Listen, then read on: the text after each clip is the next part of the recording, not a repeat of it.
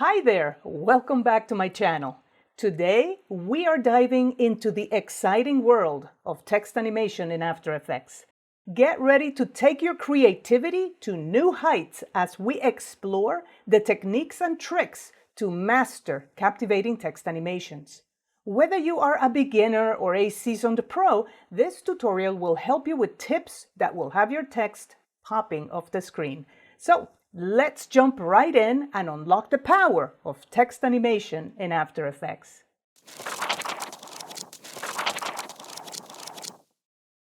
Here in After Effects, the first thing that I'm going to do is create a new composition. That is Control or Command N.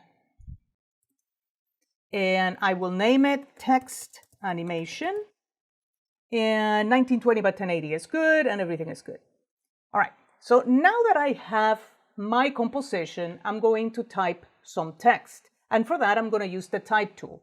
The type tool is here, and if you click and hold, there are two. There's the horizontal type tool and the vertical type tool. I'm just going to use the horizontal. So let's go ahead and choose the horizontal type tool. To type the text, I can do it in two different ways. I can click and drag, creating a text box. So I click and drag, and then I can type, and see, immediately a layer got created in the timeline. So I'm going to delete that. Or I can simply click and then type. That will create point text. So I can click and then type. And now I'm going to type gibberish. If I keep on typing and typing and typing and typing and typing, the letters don't wrap to the next line unless I press the enter or return key. So that doesn't happen with a text box. If I do a text box and then I type, and I'm just again gonna type gibberish, do you see how the new lines are created automatically? So at the end of the day, it's 6 of one, half a dozen of the other, although I don't know a single designer that won't create a text box, and most video editors will create point text. So neither here nor there, doesn't really matter. So I'm just going to create point text because I'm going to just type one word. I'm going to type the word text. So I'm going to just click and then type the word text. As soon as I do that, in here on the right-hand side of the screen, some panels opened up. So this is the newer version of After Effects. So I have the properties panel in here. I can transform the layer here as in an anchor point, position, scale, rotation, and opacity. We're not really going to do that. So I can now change things like font, the font style, the size, the leading, the kerning, the tracking, all of that good stuff. So let's start with the font. I'm going to select all of the characters simply by double-clicking the word. If I wanted to select an entire paragraph, I triple-click and it selects it. So here we go. I can simply scrub this value to make the font larger. I can change the font simply by going here and changing it to whatever. I am a Verdana girl, so there you go. Speaking of fonts, I'm sure you already know that you have access to Adobe Fonts. And for that, you need to go to the Creative Cloud app. So let's go ahead and do that. Here in Creative Cloud, go to Manage Fonts. And these are the ones that I actually have active in this system. I can click on this button for Browse for more fonts, and that it's going to open my browser. And it's going to take me to fonts.adobe.com. And here I can search for any font that I want, and I can simply install it in my system. So there are so many fonts, it's not even funny. So you can search for fonts, you can whatever. One of the ones that I use a lot is the Bebas Neue Pro. I guess that's how it's pronounced. And I have most of those already installed in my system. So I can simply activate it. Say this one, the Bebas Neue Pro Regular. I can simply activate it, and it's going to be active in my Creative Cloud apps.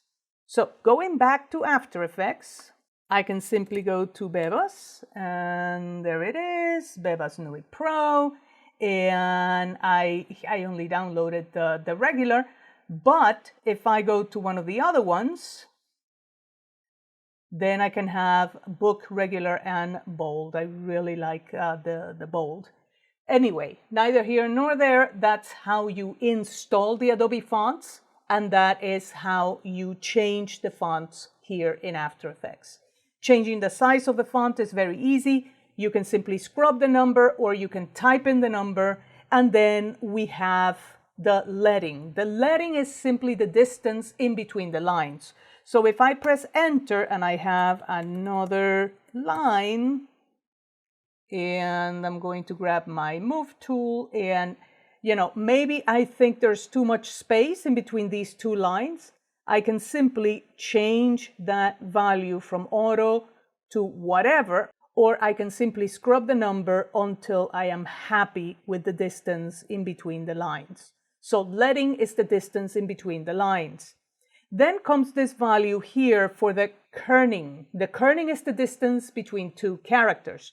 So if I have the word text in here, like text, like that, and then I make the letter T much larger, say like that, and this is good. I'm going to have my vertical size a little bit shorter. There you go. There is now too much distance between the T and the E, so I can put my insertion point right there in between the T and the E, and now I can change the kerning so that the distance between the letters becomes a little bit more visually appealing. All right, so then we have the tracking, which is really the distance in between all of the characters. If I simply select the layer and then I change this, I can change the distance between all of the characters. All right, so then I have the fill. I don't have to have it white. I can make it red, green, blue, yellow, orange, whatever color I want by simply clicking on that swatch there. I can also pick the color from the background or whatever using the eyedropper. I can also select to have a stroke or not, simply by clicking here. And just so that we can see it, I'm going to change the stroke to a horrible red. And then, of course, I can change the width of that stroke and then look at the corners. So I can have the line join of the stroke be miter, be round, and if we zoom in, you will see the difference between those two. See how that's a corner and that's like more roundy. And then I can have a line joint bevel. You can see it right in here. I personally don't like strokes in letters, in text, but I do understand that sometimes they are more than necessary for you to be able to read the message a little bit better. So just for now, I'm going to deselect this. But one more thing, see where it says stroke over fill, fill over stroke, or so all fills over all strokes. So you can change the display if the fill is over stroke or if the stroke is over fill. And the reason for that is because notice that if the stroke is over the fill and you change the width, it changes equally between the inside of the stroke and the outside of the stroke. So in other words, it goes on top of the letter. While if you have a fill over stroke, then it's only becoming larger outside of the letter. So that's kind of an important design distinction to make in here. All right, so let's keep on going. I'm going to, again, deselect the stroke because I don't want it. And then we have in here like the horizontal and the vertical scale. This is the vertical scale here. I changed it for the T. And then you have the horizontal scale. So, you know, if nothing is selected, it does it for the entire word. And in here, since the values are not even, and now I change it, now it's changing the values evenly. All right, so if we keep on going, you're going to see the baseline shift. If I select these three, I can actually change the vertical. So the baseline, in other words, the vertical where they are. So I can change that. And then, of course, you have the tsume or tsumi, depending on how you want to pronounce it. And this is kind of like the tracking. So it does the distance in between the characters. Then you have the faux styles. So you have the all caps, you have the small caps, you have the superscript, the subscript, you have ligatures. Of course, that's not going to work on this. And you have behind the digits. Notice that there's 3 dots here, and then the word less. I can see less options, or I can see more options. Then, and this is kind of self-explanatory, but I'm going to show it anyway. We have the paragraph here, and let me show more. So you can have it left aligned, you can have it center aligned, right aligned. You can have indent, the left margin. Of course, we only have 1 line here, and I'm just going to go through this very, very quickly. You can add a space before the paragraph. You can indent the right margin. You can add a space after the paragraph. And then, of course, you can indent the first line of the paragraph. You can go left to right. And because we are in the United States, that's how we write. But not all countries write like that. So if you're doing anything in Arabic or Hebrew or whatever, then you want to go from right to left. Finally, you can turn point text into paragraph text simply by clicking here. This is point text, and if I want a text box, all you have to do is click on here, and now notice that what we have is a text box that when we change the scale of it, what we're doing is changing the text box and not the text size. Look at the difference if this is point text and then I change this here. What I'm doing is I'm changing the size of the text because there is no text box. All right, so there you go. You can turn from one to the other simply by clicking here, and that's brand new in After Effects. All right, so let's go ahead and expand the text layer in the timeline. In here, you're going to see the first thing is the text property, which you can expand by clicking on this little caret here. And the first thing you're going to have is the source text. Right now, I mean, if we wanted to change the source text, we could do it simply by typing something new. We can also keyframe this. These would be hold keyframes. There's not going to be like a gradual one letter turning into another. It's first it says text. Let me add the keyframe. And then it's going to say, I don't know, animation. And I'm going to turn this back into a text box. And I'm going to make this smaller. And of course, animation. And I'm going to change that scale. And there you go. So I have two keyframes. I have the word text and then I have the word animation, and they're hold keyframes. Again, there is no interpolation. So I'm going to go ahead and delete all of that. And let's go ahead and add some animation to this.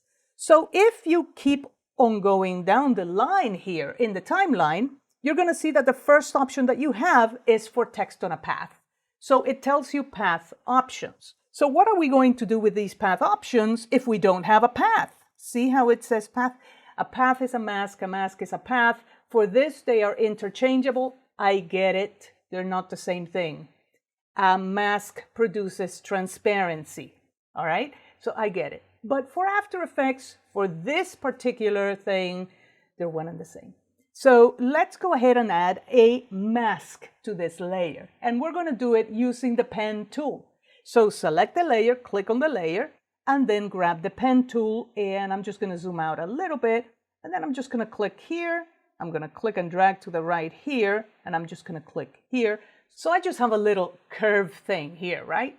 So, okay, now we are going to go to the path options, and the path, yes, it says no, but if you click here now, it's going to give you the option of mask 1. And as soon as you choose mask 1, your text is going to jump to that path. Not only that, but you're going to get 5 properties in the timeline that you didn't have before. These are reversed. the reverse path, perpendicular to path, etc., etc. Let's just very quickly go through these. I'm going to make this column a little bit longer so you can see it. So the reverse path, you can turn it on or off, and this is self-explanatory. Perpendicular to path is also self-explanatory. It's like you can have the characters be perpendicular to the path or not. You know, I've never used these not being perpendicular to the path. So there you have it. Force alignment, I'm thinking self-explanatory too. Look at this. It's like it takes the entire width of the path or not, right? So first margin. Look at this. You can definitely see how this animation is going to occur. And then, of course, the last margin, if you click and drag, nothing happens. The reason nothing happens is because if you look at the paragraph, you're going to see that this is left aligned.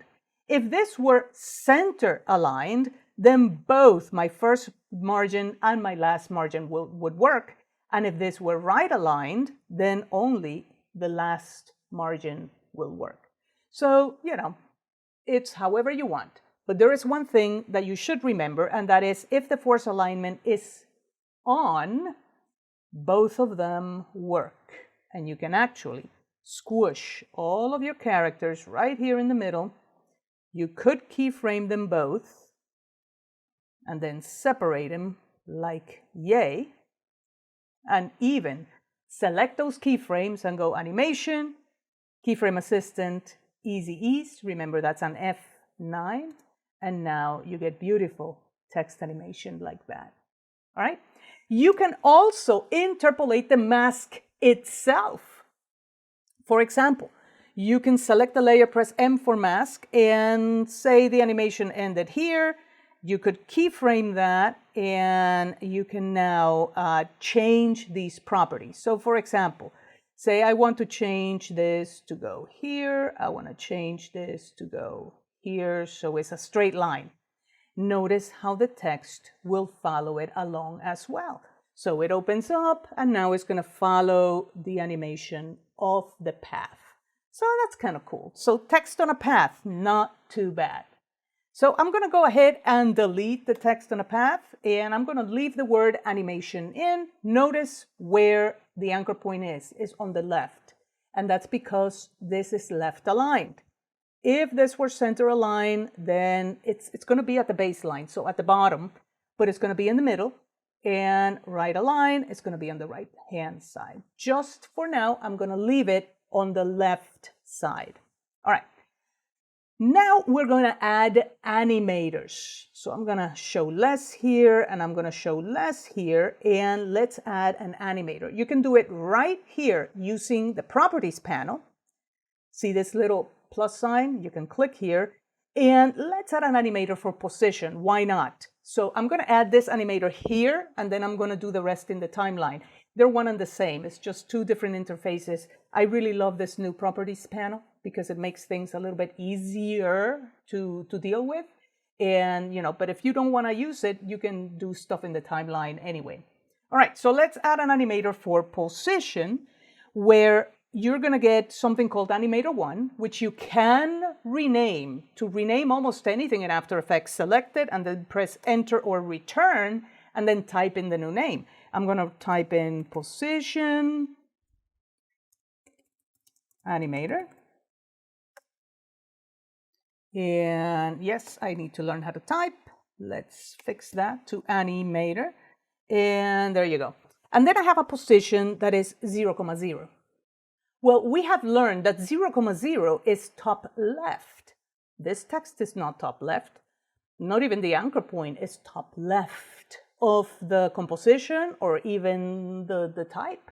So what does this value mean? Well, let's take a look. Here we go. If I press Shift P, look at the value for position. It's 646 by 590. That is where this anchor point is with respect to my composition. So this value is given to you in respect to this value. So the position animator, that value, is given to you in relation to transform position. If the animator position is at 0,0, it means that the animator and the transform position are in the same place. But look what happens when I change the animator. The anchor point remains here, so this position value didn't change, but the animator now, it says, is 248 above where it was. So its value is minus 248. It's exactly 248 pixels above transform position. But at this point, you should be asking yourself, why do I want to do this when I could just animate position? Here comes the rub, because of the range selector. The range selector is these three values, start, end, and offset. And now I'm going to turn the transparency grid so you can see this a little bit better. And I am going to show you this vertical line here at the beginning of the word and this vertical line here at the end of the word.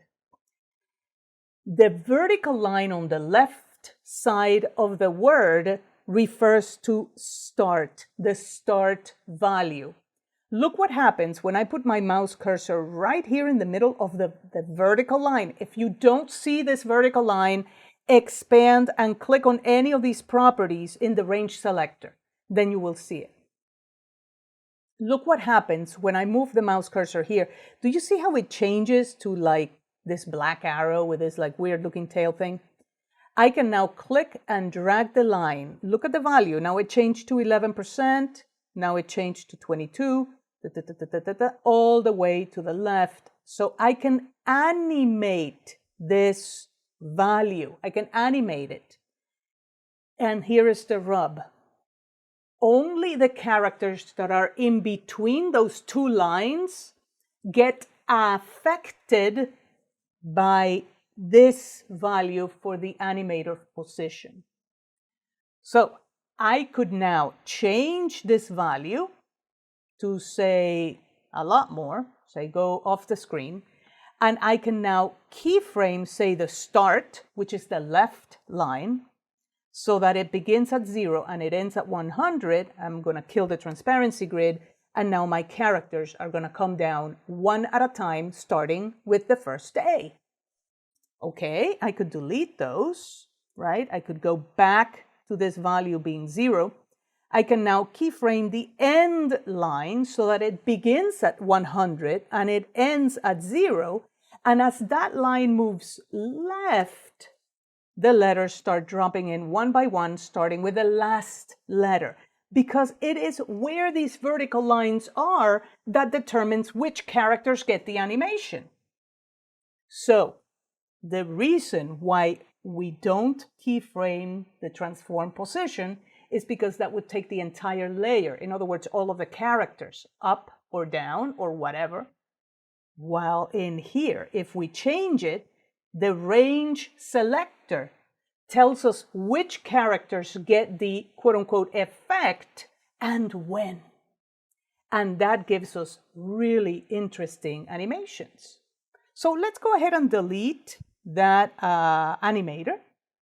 And let's add another animator. So let's do that here in the timeline. Do you see here next to the word text, to the right of the word text, you have this animate? You can click here and let's add now an animator for scale. Perfect. Let's animate scale so that it becomes larger. There you go. I love it. All of them are becoming larger, but let me just show you this. Do you see how there is this little X at the bottom middle of each letter? That's the anchor point of the letter. And as they become bigger, they all become bigger on that anchor point. It's amazing. That's why the letters are looking like they are smooshing each other like that. Well, I can now change this animator by changing the range selector so that it is only around the letter A. Look at it. Now only the letter A becomes larger. And I can say, hey, you know what? As it becomes larger, and I really like this animation, blah, blah, blah. As it becomes larger, I want it to move to the left. Fantastic. You can do that. You can select the animator. And do you see here where it says add? You can click there. Add an animator for position, right? So here it is. And now we're going to change the position so that it is here. And now the same range selector that is affecting the letter A, it's also affecting it for position. But I need to keyframe position. Fantastic. Keyframe it there, go back to the previous one, and then reset it. Reset it. You can reset any value in After Effects if you right-click on the word, on the name of it, and then choose reset. So I said effect, that's actually for any property. You can reset it, any property that is keyframeable. Here we go. Now, as it becomes bigger, it's also moving, but it's actually invisible to the viewer. It's just becoming bigger without smooshing the other letters. And now you can say, oh, it would be great if the A and the N are that. Well, fantastic. Here you go. And then you can go, oh, no, I didn't mean that N. I meant this N. Oh, okay, fantastic. You can add another range selector. How cool is that? You can add another range selector, and now you can go and have the other range selector be around that letter N only. Look at that.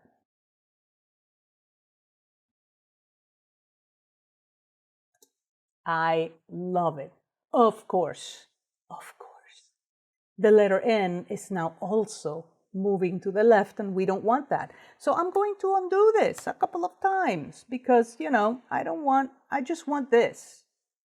I can select this animator 1 and I can copy and paste it, or I can duplicate it. So select it, Control Command D. Now I have an animator 2, and now, I can change this range selector so that it goes around the other letter N, and now press the letter U, and you have 2 positions and scale, right?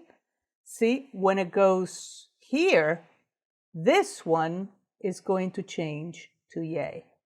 And now we have the letter A and the letter N becoming larger, and the letter A is moving left and the letter N is moving to the right, and everything else matches perfectly well. So when you add an animator, you can change the value of the animator, and then you can animate the different lines of the range selector. You can add properties to the same range selector. You can add range selectors to the same properties. You can add more animators. You can duplicate the animators. I mean, you can animate each and every letter however you want to animate it. And that makes text animation in After Effects be the most powerful text animation engine that I have ever encountered, because I can animate each and every character however I want. But wait, there's more. Let's go ahead and delete those animators. And let's add another animator. This time, let's add it for, say, rotation. And I'm going to change the rotation to about yay. And I'm going to change the range selector so that it goes around only the letter A. All right? So here we go. And maybe this is a little bit too much. I just want it touching the letter N. There you go.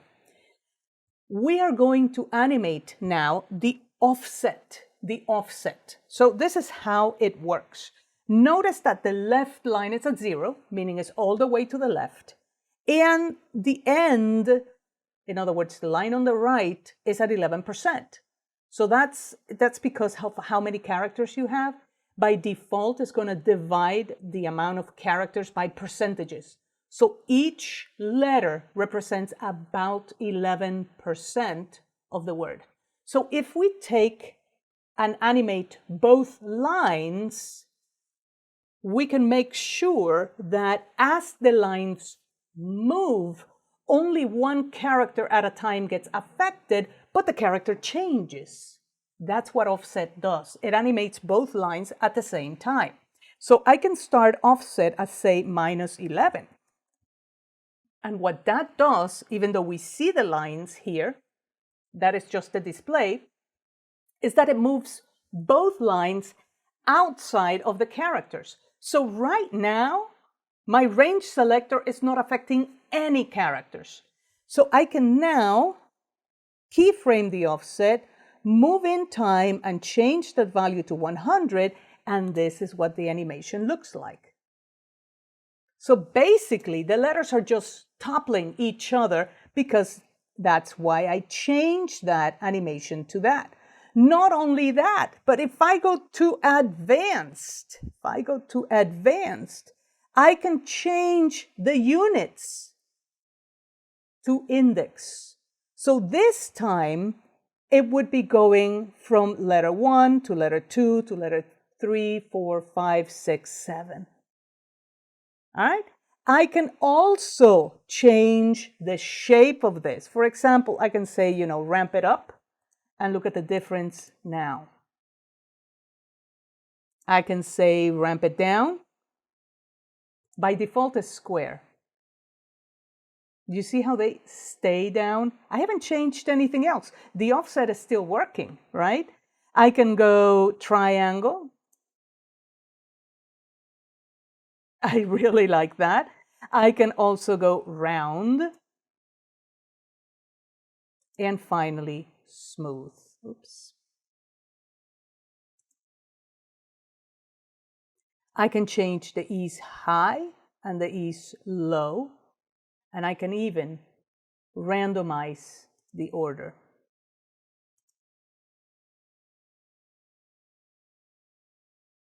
So these advanced sections, always go in there and start experimenting. It's kind of fun, and sometimes you come with these really happy accidents that give you amazing animations, and you just go, oh, that's really cool. I don't even know how I did that. And, accept it, say thank you to the powers that be, and enjoy your animation. All right? So let's go ahead and delete that animator. And now I'm going to add an animator for all transform properties, everything. Those are anchor point, position, scale, skew axis, rotation, and opacity. And I'm just going to slightly change these values to whatever, And, oh, I like that. And I like that. And let's bring the opacity to 0. But notice that I'm not keyframing anything. I just changed things. Let's go ahead and add a Wiggly Selector. All you have to do is click on Add, Selector Wiggly, and now play your animation. Look at this. Not a single keyframe, and we're getting animation. So how does the Wiggly Selector work? I'm not going to go through the whole thing because this is a basic tutorial, but look at this. When it comes to wiggles in After Effects, you're always talking about these random values based on frequency, how often should they change, at magnitude, how much should they change. So frequency and magnitude, how often, how much, always in that order, don't forget.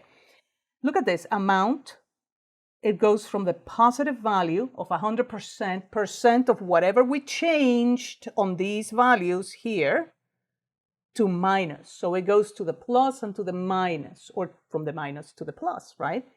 And you can change, and you can even keyframe that. You can say, hey, you know what? Start at 0, and then go to 100 and minus 100. And in fact, let me move those keyframes so that it starts with absolutely nothing, and then slowly starts getting all these random values. And then I can keyframe those again, and then end. I'm just going to copy this 0 and paste it here. And then stop. So this is a wiggle that I can keyframe. So it starts with nothing, then it starts wiggling, and then it slowly just stops. All right, so I can also change the wiggles per second. You know, this would be how often. This is 2 times per second. I can make it much slower. I can make it, say, 0.5, so it changes values every 2 seconds, and so forth. I can change the correlation. Say I want the correlation to be 100%. I'm going to delete all of the keyframes, and I'm going to go back to the default value. And you see how now they're doing the same? And I can say, no, the correlation will be 0. And now they're all doing their own thing. The default is 50, right? 50. You can also change the temporal phase, you know, like in here, and the spatial phase. And you can also lock dimensions on and off. All right, so, you know, you can change the random seed as well. So there's a lot of different things that you can do. You can base this on words. You can base this on characters, on lines, on characters excluding spaces and all of that. And then you can have it at add. This would be a blending mode, right? Subtract. That's kind of funny. Intersect. Min, max, and difference. All right? So we're going to leave it at add. If you want to reset, you can, and you see that the reset is actually add. So this is, none of this is too bad. It's actually pretty cool. So last but not least, I'm going to go ahead and delete the animator. Let me go ahead and add a new text on a path. So I'm going to grab the ellipse tool, and I'm going to create an oval here. And now I'm going to enable the per character 3D, right? And I'm also going to add an animator for rotation, all right? So I'm going to go to the path options, and I'm going to say, hey, go to the mask 1. And now on the animator, on the Z axis for the rotation, I'm going to change this to a 90 degree, which of course it means I won't be able to read the text at all. So I am indeed talking about 3D text. So now I'm going to go to my path options, and I'm going to keyframe this. I'll give it 4 seconds. I think something like this is good. And I'm going to end my work area here by pressing the letter N. And now I'm just going to play that animation, which by default it should just loop. And there it is. The loop is pretty good. I just eyeballed it. It's you know. Now I noticed that my layer turned into a 3D layer because I enabled the per character 3D. Now I'm going to rotate the entire layer, R for rotation, until I can read the text. Look at that, and look at that. I have indeed 3D text. I can even add a light, so layer, new light. I could cast shadows. I'm not going to. I'm just basically adding a light so that we can see that the lights are affecting the animation. If you want to change the light, the intensity, the cone angle, and all of that, you can do so. And I think I went a little overboard, but that's good. And there you go. There you have it. Congratulations! You have now mastered the art of text animation in After Effects. I hope you had as much fun as I did exploring all of the creative possibilities. Now it's time to unleash your imagination and bring your projects to life with eye-catching text animations. If you found this tutorial helpful, don't forget to like, subscribe, and hit that notification bell. And as always, feel free to share your work with me and leave any questions or suggestions in the comments below. Thanks for joining me today, and we'll catch you in the next video. Keep animating!